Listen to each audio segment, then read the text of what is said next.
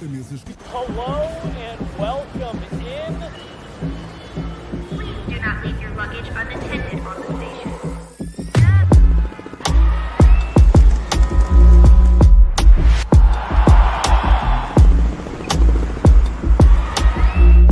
Welcome to the show. Welcome in post-game live. Jesse Montano, Meghan Angley. Meghan, we said that it was going to be tough for the Avs to hold on to a 2-1 lead and eventually get that over the finish line. Well, that's exactly what they did. And my notes for that third period are a lot shorter because that was a pretty close to perfect third period for the Avs, maybe saved for about 45 seconds there. We'll talk about the entire game. We'll talk about the late push, the very late push in a really narrow window for the Red Wings. Otherwise, I thought the Avs were fantastic. Meghan, your thoughts on that third period there in general?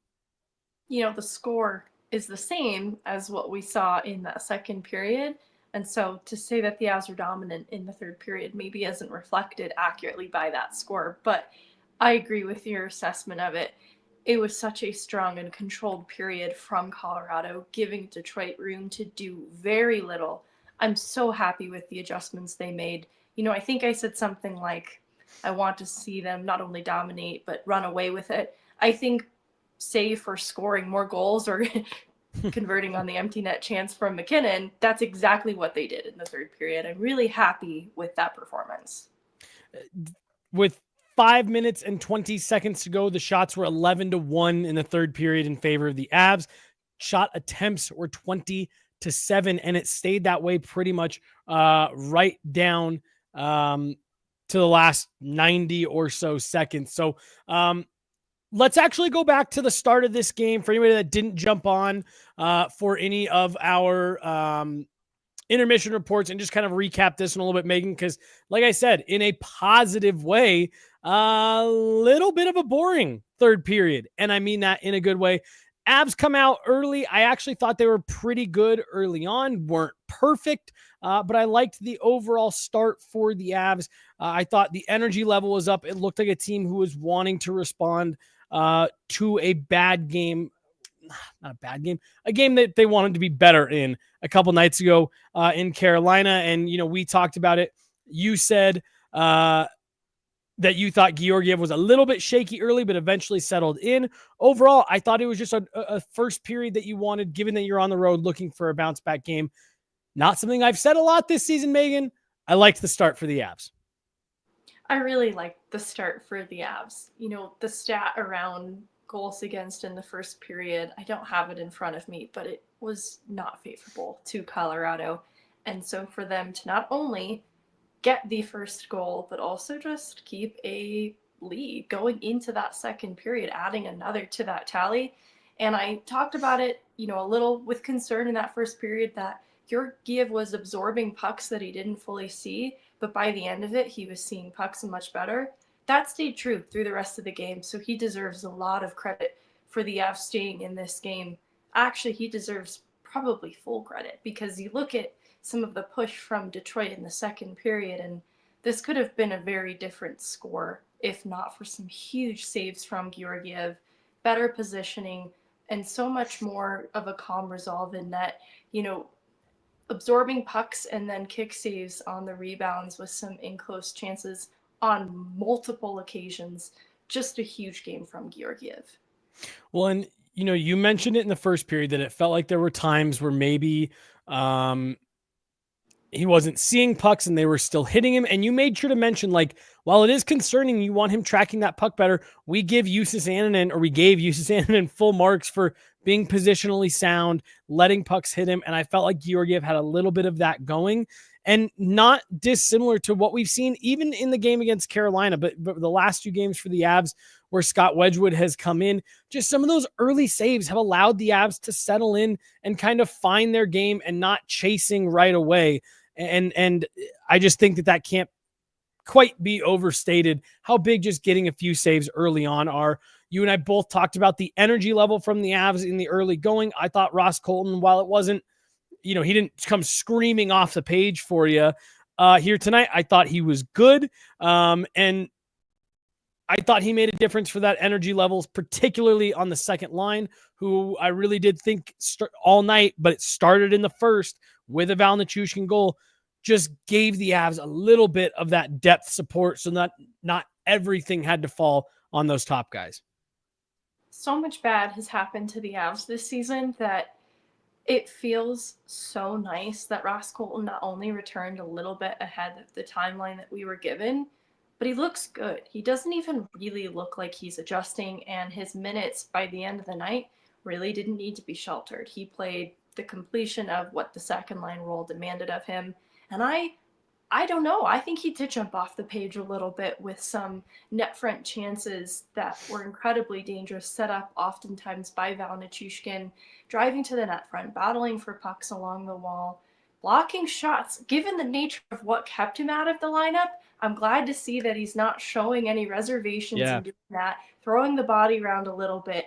Absolutely injected some life back into this team.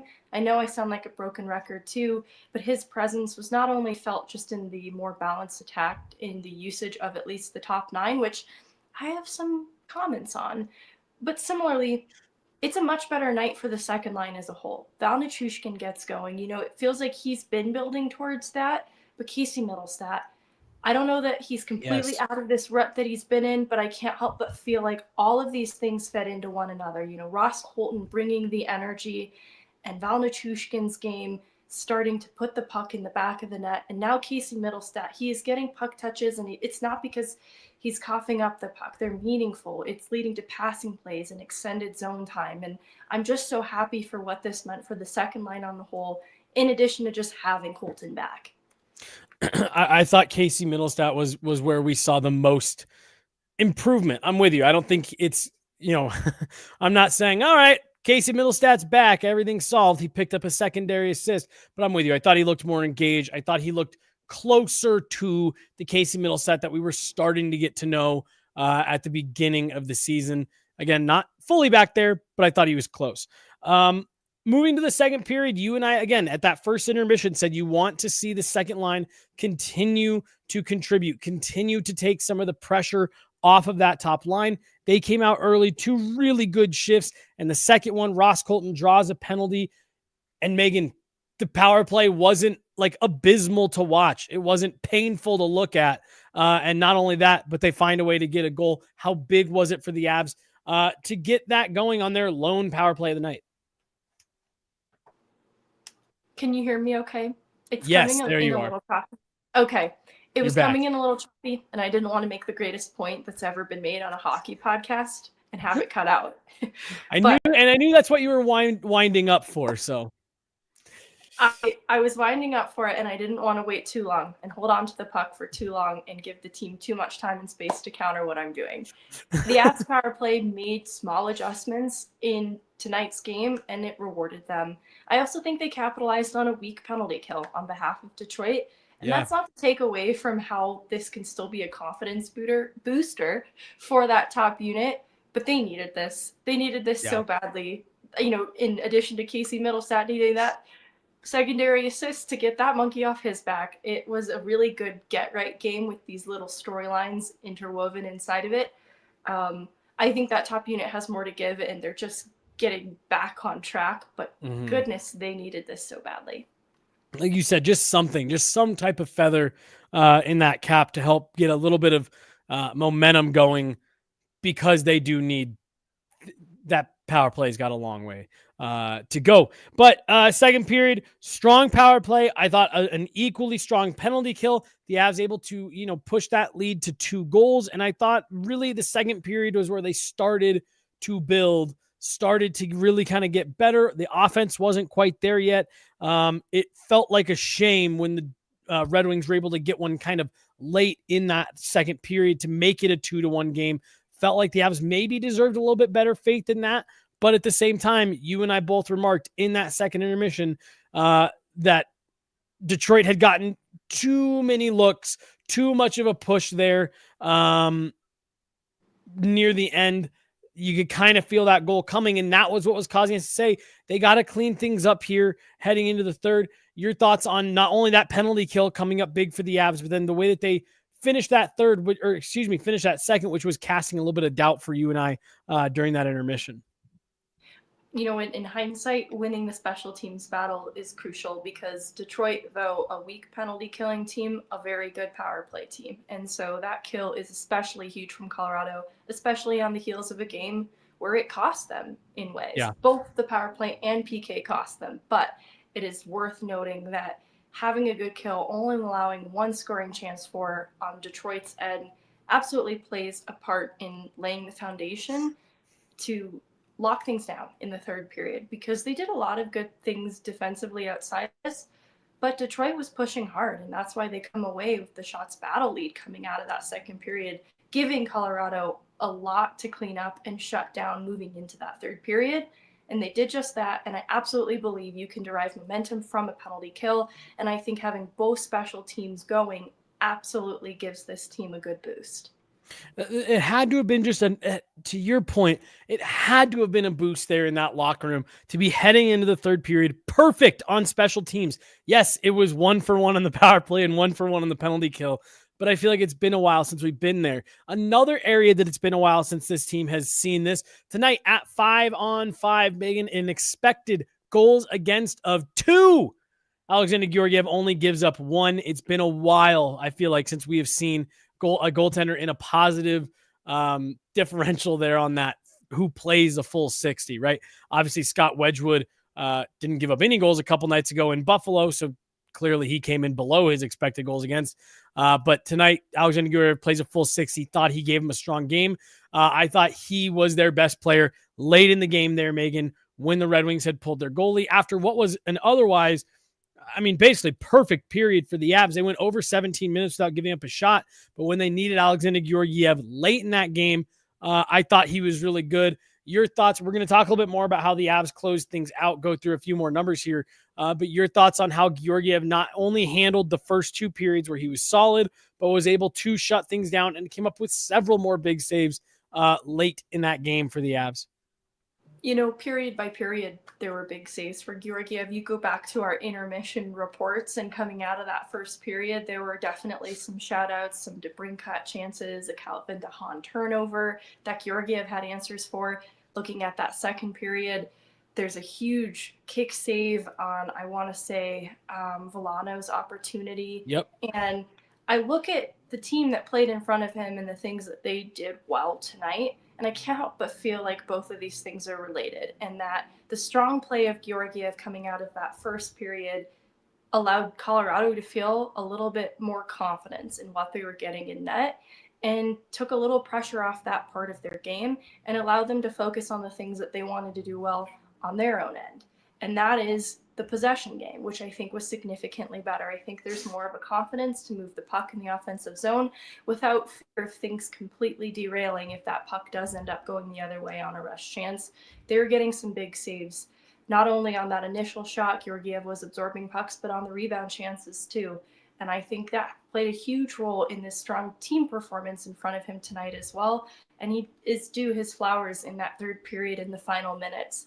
Several high intensity sequences, just what I'm describing with the initial shot and then the rebound opportunity. It's Mo Seider slap shot, then a kick save on a Rasmussen backhand, and then a Larkin backhand and a kick save on a DeBrincat chance, just trying to stuff it home, all in a matter of seconds. Tons of chaos around the net front, and Georgiev's coming up with big saves, keeping in mind Detroit has that extra skater.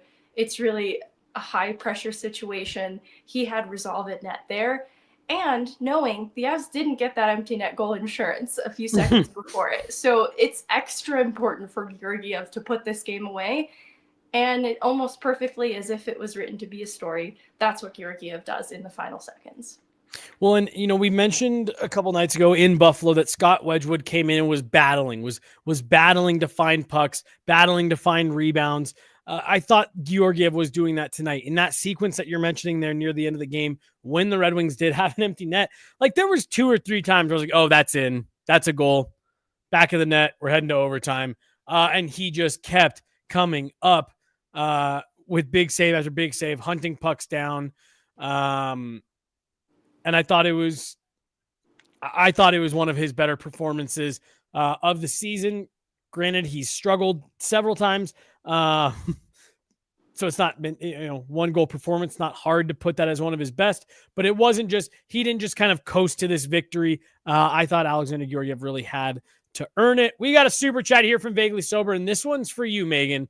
Ceiling fan or Charlie can defy gravity and fly. What is the shadow that we're seeing in the background here? It's a ceiling fan. See, my money was on that the cat could fly. Let's talk about what the Avs did there in that third period. I said at the intermission, I wanted to see them push the puck north more. I wanted to see them get more involved offensively and be more of a threat. It just was not enough for me with the 2-goal lead to say you can sit back. One of the things that I remember of this Avs team from a couple of years ago, the Cup team, was that when they had a lead, you expected them to play defense, to really try to shut teams down. Well, the way they did it was by playing with the puck on their own stick. By saying, well, you can't score to tie the game if we've got it the whole time. And it felt to me like that was what the Avs did tonight. While at the same time, Megan, I thought that they remained responsible defensively. I thought they were getting back, getting in lanes. Sam Malinsky with 2 huge block shots in this game, and he wore them both hard. But again, defending hard, doing the right things, paying attention to the details, coming back. I just, like I said, I'm having a hard time finding anything really to complain about in that third period outside of maybe a 40-second window there. I love third period. Third period. No, I love the Sam Malinsky call out. He had a huge block in the second period. Then again, in the third period, you could see it stung him a little bit. Kovalenko also came up a huge block in that third period. Yes. And that's where, okay, I don't want to deviate from my Malinsky point too soon. I thought the Sams had a good night, and the top 4 in general on the back end, huge nights. Obviously Makar getting the power play goal, but lots of puck touches, great defensive plays, and the team as a whole leads in blocked shot attempts to counter some of what Detroit was trying to do offensively. Big night from the Sams, in my opinion. Yep. A couple of giveaways that they get added to their stat sheet, but I actually think defensively they played very responsibly together, and just a big night from them. But now I can move on from the Sam point. Kovalenko, his block shot. This is maybe the only consequence of Ross Colton's return.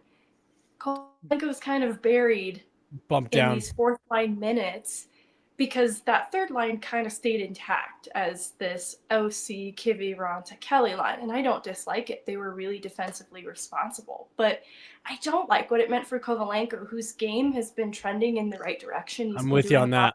Things. And I don't even think the fourth line has a bad night, but they were sheltered. You just don't fully trust Ivan and Chris Wagner, even though they've both done really great things for this team who's been so depleted.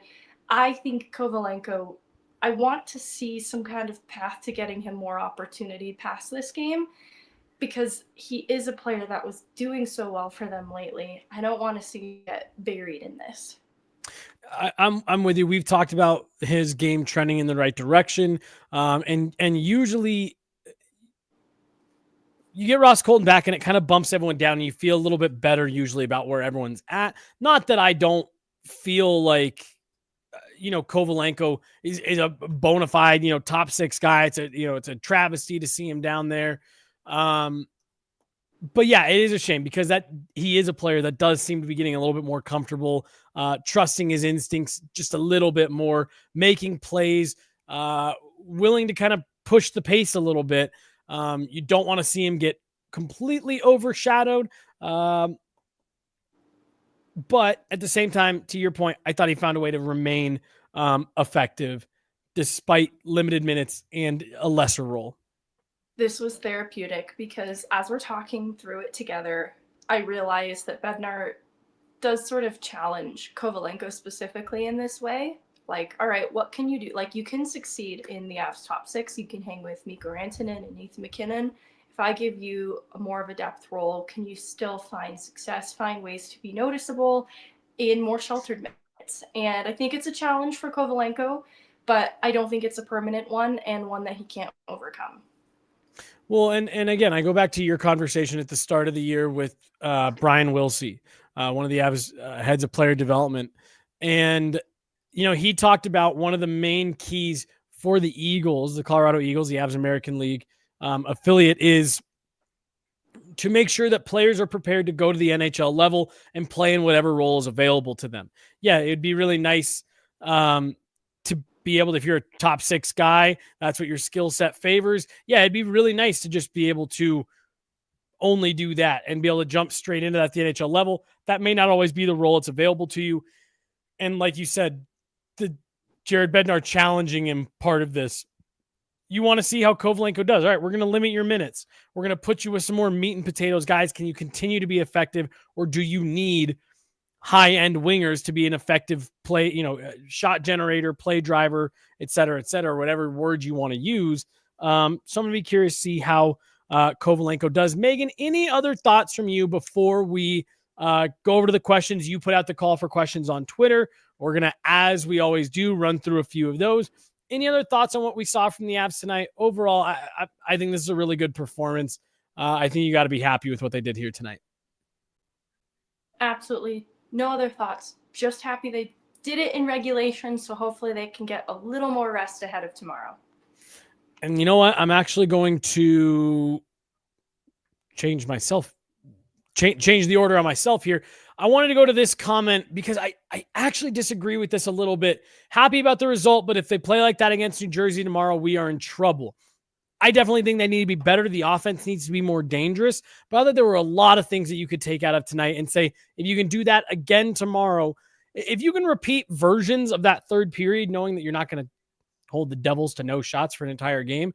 But that third period, I think, is kind of a blueprint for what you want to do, where you remain dangerous offensively while being responsible in your own end. If you can take that in tomorrow, I actually think you're feeling pretty good.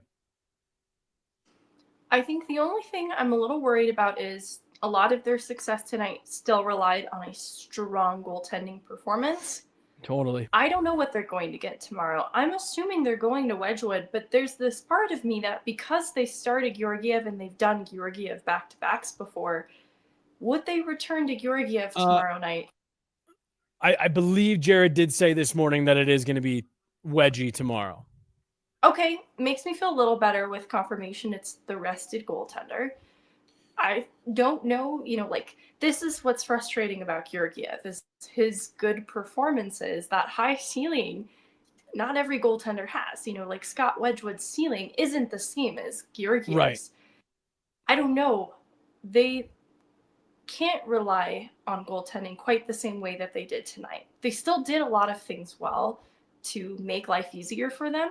But to your point in needing to be a little more dangerous offensively, I think that will be the key and the most realistic thing that they can do differently tomorrow, just to give themselves a little bit more insurance against what is a very good New Jersey team. And even that's going to be challenging because you're looking at a team that is going to be on the second leg of a back-to-back, probably doesn't fully have their legs underneath them. I think the part that is repeatable, though, is you look at Nathan MacKinnon's time on ice, it's actually still pretty comparable to what we've seen, but it still feels like the whole of everybody's usage was a little bit down, and that's better for everyone. So I think that's the part that's different from games before, and having Ross Colton back is they can keep minutes down a little bit and rotate in a Kovalenko. He could spot shift on a couple of those lines higher in the lineup as needed, and I think that's going to be maybe something they rely on tomorrow as well. Minutes were similar, but I'm with you. The minutes didn't quite feel as harsh for Nathan MacKinnon here tonight. All right, going to go to a few questions here from Katie. What adjustment does the top line need to make to improve their possession numbers as they look to a tougher opponent in New Jersey tomorrow? Like I said, not kind of a cop-out answer. More of what we saw in the third. That is the blueprint for this team. Smart, responsible on the defensive side. Leads to having the puck on your stick more, being able to move the puck up ice. I also thought they got up and out of their zone better tonight, Megan. But Nathan MacKinnon, I want to see him hitting that offensive blue line with more speed, with the puck on his stick, holding on to that puck a little bit and making himself more dangerous. Thought they took a step in the right direction tonight. What did you think? I agree. I think Arturi Lekkonen's game specifically wasn't really going tonight. And that not going to single-handedly blame him for some of the lack of conversion from that top line. But I do think Arturi Lehkonen's the type of player that I don't think has bad games very often. I don't know if bad is the right word. It just felt like offense died a little bit on his stick. Mm-hmm. That's maybe where I'm looking to adjustment on the top line is I want to see just a little bit more connectedness. I think it's trending in the right direction, to your point, especially by comparison to the Carolina game. But I think there's more room to grow. I still feel like they're trying to figure out what works there on that top line too. And Lehkonen, even similarly, like in talking about maybe what hasn't gone well on the top power play unit as of late, I feel like he hasn't quite found his stride on the top line, on the top power play unit. And he's a player that I don't get too worried about, though, just because of everything that he is, the hard worker that he is, where the work ethic is. And when this team finds himself in trouble, it's for mistakes that Arturi Lehkonen usually isn't guilty of. So I'm just hoping he has a better game tomorrow. I think that will instantly improve the results of the top line. Yeah. Like we mentioned earlier as well, having Casey Middlestat, Val Nichushkin, and Ross Colton maybe makes you feel a little bit better at this top six. We'll be able to get a little bit more cohesion. From Abby, overall, I'm very happy with how this game went, and I'm very pleased with Georgiev's performance. And I'm happy they won because Georgie deserved that win 1,000%. Don't know if we need to say too much here, but this was definitely a night, Megan. He gets the big hat in the locker room. This was a night that Alexander Georgiev needed, and really, take a step beyond Georgiev, the Avs needed it to feel good about a couple guys they've gotten net.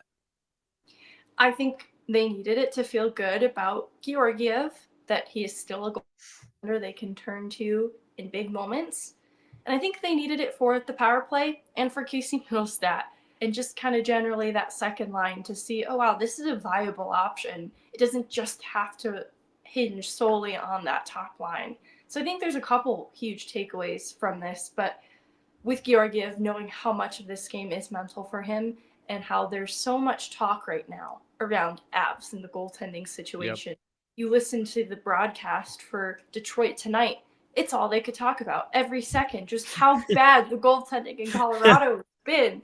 And I feel almost bad because that kind of noise is probably around Georgiev too, as much as he tries to tune it out. And I think it helps to quiet it a little bit to have not only a great performance, but come out with the win and play a big part in it. Yeah, I'm with you. Anytime Georgiev made a save, they're like, whoa, that's not what we're used to seeing out of Georgiev this year.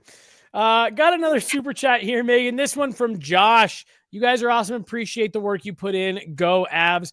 We appreciate it, guys. We have so much fun doing this and bringing this to you guys. So thank you so much, Josh. You're the best. $5, $5 Canadian from Josh here. Appreciate it. Thank you so much. Megan, next question here. Got two more for you, and then we'll jump out of here for the night. Did the second line show flashes of something that was chemistry adjacent? I don't know if it was chemistry adjacent, but I thought that was a nice mix. I thought Ross Colton, Val Nichushkin were exactly the type of players you want Casey Middlestat playing with. Your thoughts? Oh, I'm ready to call it full-blown chemistry. Let's do it. You know, it's not accidental that Casey Middlestat has a better game. And some of the reasons he has a better game is he has support. And it's not that the support hasn't been there. You know, he's been playing with Val Nichushkin, but you could see him get rushed when he has the puck behind the goal line. And there was so much more calm in where he sent that puck because he saw that he had reinforcement and he trusted it and leaned on his teammates and he was finding them. Passes were connecting. And then similarly, Nichushkin and Ross Colton were finding each other amidst the chaos inside home plate. Absolutely, I think there is chemistry on this line. And I do think energy is a huge part of it. Like, I think Ross Colton brings positive vibes and it brought the mood up of the whole line. I think you're right. I think he's like Wedgwood. He's just a good guy to have in the locker room, just a good presence to have around, help keeps those vibes up when things aren't going well. We'll round it out here, Megan. On the night, Avs get a 2-1 win. I got one more question for you. And honestly, it's an interesting one because I wasn't expecting to like their game that much. But I thought they were all right. I'm going to get this last question to you after I tell you about our good friends over at Trusted American. Trusted American salary-based mortgage consultants want to help you get into a better interest rate and lower your monthly payments. How would you like to get through the holidays without having to make your mortgage payment? Go to trustedamerican.com or scan that QR code on the screen. See how they can help you refinance your home and not have to make any payments until February. Again, trustedamerican.com, or just go follow that QR code on the screen. Megan, one of your favorites, one of our more loyal listeners around, Miss Truly, with a $5 super chat. Vibes. This was a vibes night between Ross Colton, the really solid game start to finish. Georgie feeling it. It's a vibes night, Megan. Big time. Big shout out to Miss Truly. Great supporter of ours here on the pod. Friend of the pod. Megan, last question. Middleton added some much needed toughness, and he played very well. Smart clears, no big blunders. Can he play a role on this team? I don't see a role for him once the Avs are all healthy on D, but we need his presence to help toughen our identity. I thought he was good. No complaints on my side from Keaton Middleton. Two plays in particular where I saw him intentionally getting involved. One, he was leading a rush. Another made just a nice little outlet pass to get the puck up and out. Don't see a fit for Keaton Middleton once the Avs get one of their Oliver Shillington, Josh Manson, one of their bodies back. But I thought for a plug-in tonight in favor of John Ludwig, thought he was good. I did too. And I've been skeptical of Middleton's fit up with the big club just because of what I've seen in very limited showings in the past and what I know his role to be with the Eagles. I just wasn't sure his game would translate well to what Colorado does so well in their transition play and their reliance on speed. But he fit in tonight, registers 2 shots on net. So getting involved in some of the offensive play, he absolutely brings energy, I think, is a fair point. And I think the key difference maker that is even a little validating to what we talked about after the Carolina game is his toughness. He is going to be a punishing player to be opposite of and make anything inside home plate in his own end very difficult to get to, and you're going to pay a price if you decide to be there. You know, I like that physical aspect, and it does up the toughness because I thought the Avs were a little soft in the Carolina game. So they did need a little bit of grit added back tonight. To your point, I don't know about the future fit once guys get a little bit healthy. I think Ludwig is as advertised and is a similar type of player, and we just haven't even really gotten to see everything we have in him. But I like what Keaton Middleton has done being the guy they call up in the depth chart, especially compared to past showings. I thought he was good. Like you said, I thought he exceeded expectations based on what we had seen from him in the past. Particularly, there was a play in the corner against Alex DeBrincat. He just shut it down. You could tell there was even a little jarring for DeBrincat. Megan, I think that's going to do it for tonight. You and I are right back at it tomorrow. The Avs are taking on the New Jersey Devils. We'll be back in studio for everything, same as what we did here tonight. So we will talk to you guys then. Megan, any final thoughts on the night? Avs take this one 2-1. They win that low-scoring game. I have a question. It's kind of based on Abby's comment about that kind of skirmish where guys fell on top of Mikko and left in along the wall. And Mikko goes back to the bench and he's having a really animated conversation, but it feels like it's about something totally different. Yeah. Did you have any opinion or observation on that? So to me, that the conversation on the bench looked like it was about something else for sure. So I'm not 100% certain. It looked to me, based on how animated he was, that there was something that he wanted somebody to do earlier in a shift that there was a miscommunication on. So he was making sure that didn't happen again. But no, I don't think that was related to the collision, which worried me a little bit because he hit his back pretty hard, but kept his head from hitting the ice. I actually even feel like he was angry about the collision and just kind of came back to the bench, heated, and was like, well, actually. And now that I think about it, and was just kind of upset. Now that my back hurts, I am pissed about this. Yeah. I'm pissed about something else. And I wasn't going to say anything, but now I'm mad, so I will. So I will say something. All right, Megan, as always, love doing this with you. Love chatting Avs, especially after a solid game like that Third period maybe felt a little bit boring, but that was what the Avs needed. Good win here tonight, 2-1. We said they couldn't come out of this weekend without points of some kind. They couldn't go over on this back-to-back. Off to a good start. We'll see what they do tomorrow in New Jersey. She's Meghan Angley. I'm Jesse Montano's Guerilla Sports Off Ice post-game live. We'll be back at it tomorrow for you guys. Thanks so much for tuning in. Thank you guys for all of our super chats. Everyone tuning in, listening, more than 1,000 of you guys in here. So we really, really appreciate it. Guerrilla Sports Off Ice, presented by Trusted American Mortgage. We'll talk to you tomorrow.